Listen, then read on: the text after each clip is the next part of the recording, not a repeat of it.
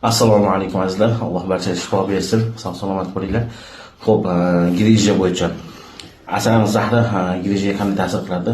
Bu grija pozonochnikdagi har qanday grija bo'lsa, osteoxondroz bo'lsa, davosi zo'r bo'ladi. Chunki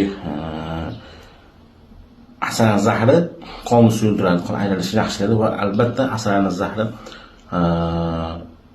pozonochnik grijani, chiqib qolgan grijani so'rdiradi.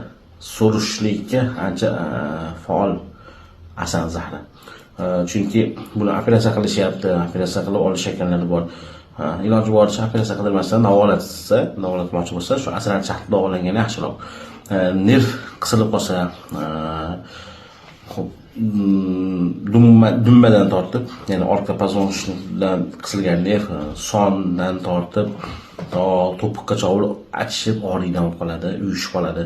Bu qisilgan nerv hisobiga. Albatta nervlarni ham faollashtirib beradi ardan zahri. Tabiiy muolaja, ziyoni yo'q.